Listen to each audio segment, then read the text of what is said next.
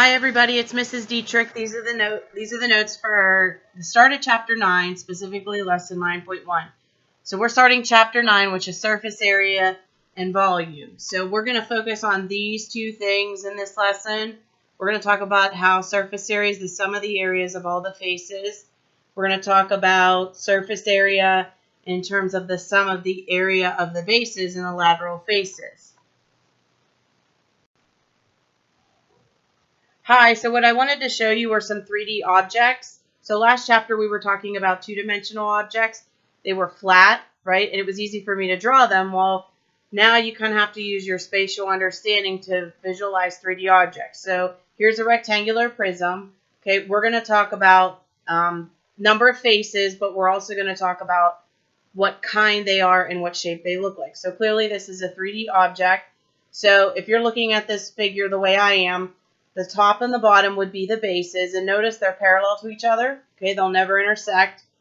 All the other faces are considered the lateral faces. So yes, there are 6 faces to this. 2 of them are top and bottom, and they're considered the bases, and then the other 4 faces are the lateral surface area. Okay, so even if I take my whiteboard eraser, you have a rectangular prism. The top and the bottom are my bases. Okay, and everything else is a lateral face. So the one nice thing about lateral faces and bases, how you tell them apart, if you can remember, the lateral faces are not the bases. So your lateral faces actually will connect your top and your bottom, but they will never be your bases. So like when I look at this rectangular prism and there are 4 lateral faces, you'll notice they're all rectangles. So lateral faces on a prism are always going to be rectangles or squares. So that's kind of easy to remember. And then again, you have your top and your bottom, which is either going to be a square or a rectangle. All right, I have another rectangular prism. However, I kind of cut it apart because I wanted you to see that I can actually flatten this out. So yes, this was like a Cheez-It box from Aldi. So I flattened it out, and this is called a net. So I know in terms of the packaging, these aren't all completely like rectangles that meet, but you can see when I flatten it out, all the different shapes that you see. So like this is a rectangle, this is a rectangle, that's a rectangle. This part's a rectangle over here, sorry. So when you flatten it out, when you go to find surface area, really what you're doing is you're finding the area of every face, and you're going to add it up. Plain and simple. So if whether it's a triangular prism, a trapezoidal prism, a parallelogram prism, when you're finding the surface area of a prism, you just find the area of each face and then you add it up. So we are going to talk about that, but I also have a special formula to share with you that will work for surface area of any kind of prism, whether it's a cube, rectangular prism, triangular prism, octagonal prism. It'll work for any prism. So, and that'll be one thing, especially in this chapter, because we're doing surface area and volume, we're going to be using formulas a lot, and I'm going to write those down first before I do the problem so we can get used to, how you use the formula to solve the problem. So again, this was a 3D object. Okay, it was a rectangular prism box, and I flattened it out, and you get a net. So if you watch one of the videos that I had, you do look at the nets of some of the solids. But again, when we go through and solve our problems, I'm not going to require you to make a net every time. We're just going to be able to look at the dimensions and do the formula that I'm going to introduce right now. All right, as I said before, the surface area of, and we're starting off with prisms in lesson 9.1, you're just going to find the area of every face and you're going to add it all together. The next thing is you're going to take the area of the bases and you're going to add it to that of the lateral faces. So on your notes, I have this diagram where you can kind of see where the bases are and where the lateral faces are. I definitely take a look at the notes, especially the first page. Some things to note: lateral faces on a prism are either going to be rectangles or squares. That's big. Lateral faces aren't the bases. Get it? It rhymes. That's my rhyme for the day. And bases on a prism will always be parallel to each other. So the one formula that we're going to do for surface area of a rectangular prism is twice times length times W, plus twice length times height, plus twice width times height. So I don't know if you remember this, but you actually used this last year in 6th grade. It's going to be in your notes because I did some of the problems using this formula, but I'm not going to use this one. I'm going to use the new one. So hopefully you watched the other video where they talked about a simplified way to find surface area, and that's this formula, 2 capital B plus PH. I want to focus on using this and adding this to the way that you find surface area of a prism, because the nice thing about this is this works for any prism. This is only for a rectangular prism and cube, and of course every prism is not a cube or a rectangular prism, so this formula will work no matter what kind of prism it is. Okay, so in surface area equals 2 capital B plus PH. What's B, P, and H? Capital B is going to be the area of your base. So whether your base is a trapezoid, whether it's a rectangle, whether it's a triangle, you're going to find the area of that shape. P stands for perimeter of the base, and H is going to be the height of the solid, and that's going to be from base to base. So hopefully you saw that second video that I posted where the girl takes like the traditional 2LW plus 2LH plus 2WH formula. She does it this way, but then she introduces you to this one, and I just thought it did a really great job going from the one equation to the other. But again, this is the one I'm going to try to use on our problems. Again, I did provide this formula when it was appropriate, but again, I really want you to use the starred formula. Okay, so on the formula for example 1A, that's a rectangular prism, I did the LWH formula. I'm not going to do that one with you. It is there on your notes in case you want to look at it. I want to work on this new formula. I want to work on 2B plus PH. Okay, and if you can see this bottom part here is your base. It's 3 by 5. So there are 2 of them. You have one down here, one up here. So I'm going to do 2 times 3 times 5, plus now I got to get the distance all the way around that base. So it's a 3 by 5 by 3 by 5. Okay, and then the height of the solid from base to base is that 6. So now all you have to do is simplify. And again, the reason why I'm doing this, and this is on your 7th grade formula sheet, but it really works for any prism. That's why I want to get used to using it. So this is going to be 2 times 15 plus, so 3, so this is 8 plus 8, which is 16 times 6. So 30 plus 96, so that's 126 inches squared. Sorry, there you go, 126 inches squared. All right, this next one, it doesn't have a picture. You don't need it. You have your length, width, and height. So again, I'm going to stick to that 2B plus PH. I really want to try to keep using that. So the LWH formula, yeah, it works on a rectangular prism, but you're going to get so many different kinds of prisms. So you're going to do 2 times, so the area of the base is going to be 6 by 4, so you're going to do 2 times 6 times 4. You're going to do the perimeter of a base that's 6 by 4 by 6 by 4. So you're going to add up all those numbers, and then the height of the solid is 9. So you're going to do 2 times 24 plus, it's going to be 20 times 9. And if you recall the order of operation, and I should have mentioned it on the last one, you have to times before you add. So I'm going to get 48 plus 180, and if you add those together, you get 228 yards squared. Okay, the next shapes are triangular prisms. So I'm going to go back to that same formula, 2B plus PH. As you can see, my bases are triangles in this, and they're parallel to each other. And what I did is I drew the triangle out separate, and that triangle is what's called a 3, 4, 5. So the only 2 sides that you need for the area are the 2 smaller sides. You don't need this 5 for area's purpose. All right, so I'm going to do, so now capital B is the area of the base. Well, the area is the area of that triangle. So I'm going to do 2 because there's 2 bases.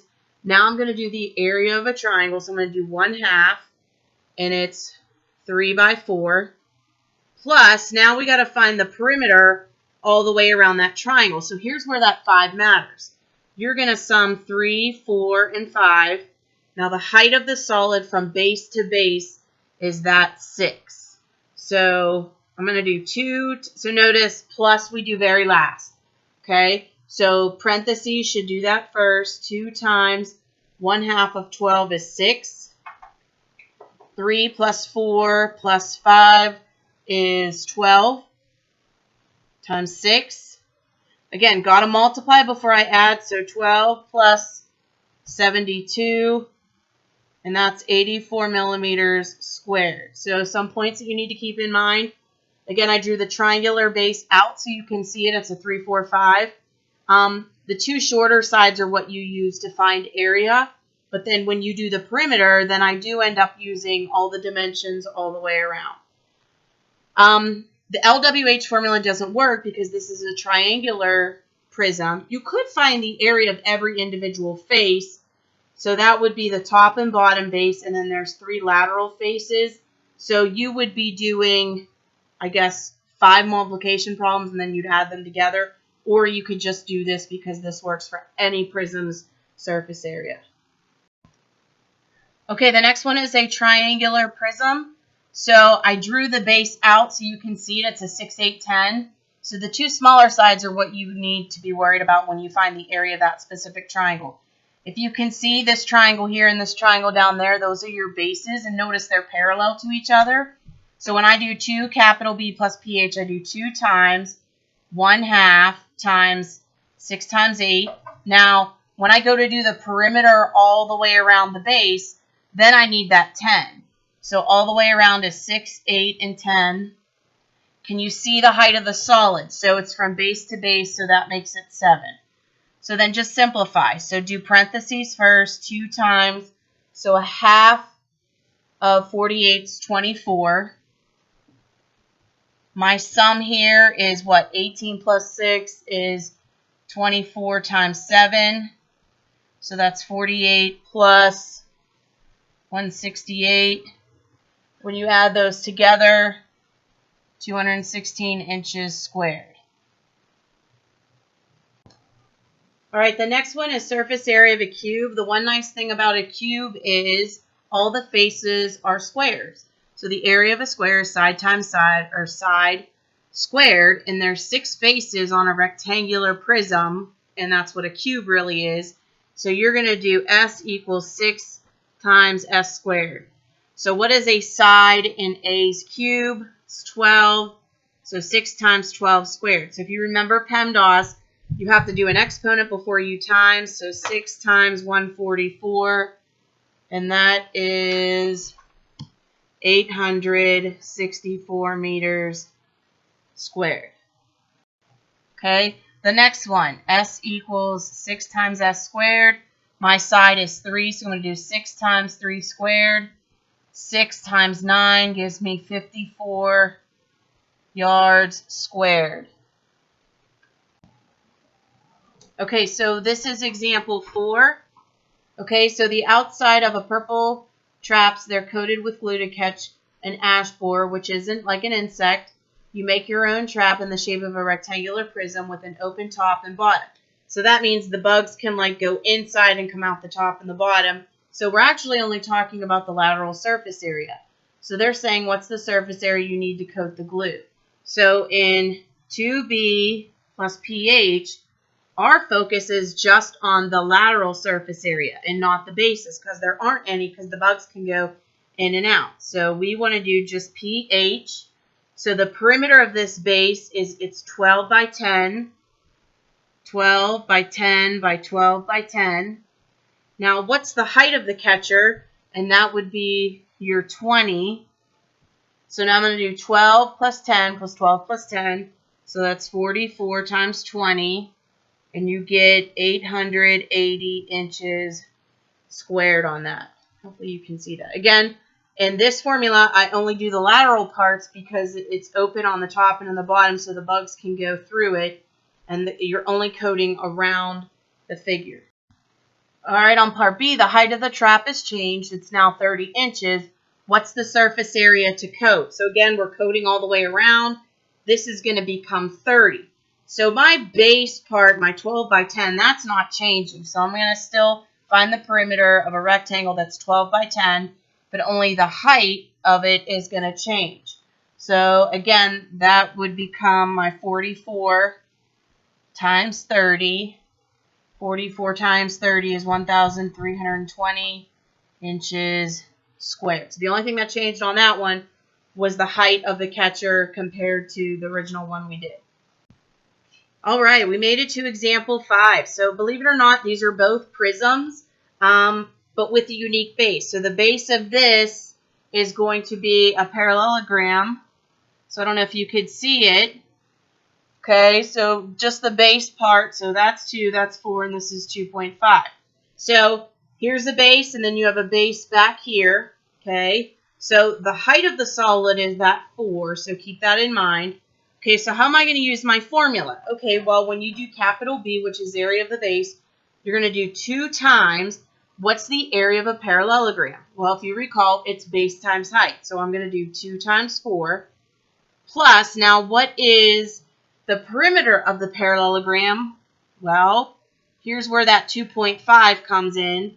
You're going to do 4 plus 2.5 plus 4 plus 2.5, okay? The height of the prism is that 4. So now you just have to plug and chug. You just have to simplify, follow order of operations. So I do parentheses first, so 2 times 8 plus, if you add up, that's what? 5 plus 8 is 13 times 4. So I got 16 plus 13 times 4 is 52. And if I add them, I get 68 millimeters squared on that. All right, the last one, believe it or not, it's a trapezoidal prism. So that means the base is a trapezoid. So if I draw out the base, it looks like this. And I'm sure you remember the formula for area of a trapezoid. You can look that up on your formula sheet, and that's in your Google Classroom in case you need it. So there's 2 bases that are that trapezoid. So I'm going to do 2 times 1/2 times the height of just the trapezoid's 5 times my bases are 5 and 8. So I'm going to add those. So again, this is 2 times the area. So this little squiggly part here is just the area of that trapezoid. Plus, now I need the perimeter of that guy. So I'm going to do 5 plus 5 plus 8 plus 5.8. And then the height from base to base is that 6 3/10. Okay? So I know it's a lot of plugging and it's a lot of chugging. It's a lot of simplifying. You could type this whole thing into your calculator the way you see it. I just caution on that. I usually do mine in parts. Like I would do this part, then I would do this part, and then I would add at the end. That's just me. So 2 times, work the inner parentheses and then go out. 1/2, 5. So the sum of the bases on that trapezoid are 13 plus, I'll just add all these. So that's 10, 18. 18 plus 5.8 is going to be 23.8. Again, addition is the last thing I get to do, so I have to figure out these 2 products. So 2 times 1/2 I know is 1. So 5 times 13 is 65 plus 149.94. And if you add those together, you get 214.94 centimeters squared on that one. So again, let me go over what I did. Kids, don't use the scissors, but it's the closest thing I have to point at things. So capital B is the area of the base. And what I did is I drew that trapezoid out here. So the height of the trapezoid is 5. My bases are 5 and 8. This is just the side of a trapezoid. You only need this for perimeter. So when I do 2 times the area of the base, because there's 2 bases, 2 times the area of a trapezoid plus the perimeter of the trapezoid times the height of the object. So hopefully you have seen that 2B plus PH used for multiple prisms. And again, that's the one that I would really encourage you to use even when you do your 9.1 activity, because that's the one formula that'll work for all the problems on there. So don't forget to do your try problems on notebook paper. That's fine. And then don't forget the Google Classroom assignment this week, which is 9.1 activity. Again, if you have questions, email me. Come see me during one of my Google Hangouts. Thanks a lot. Take care.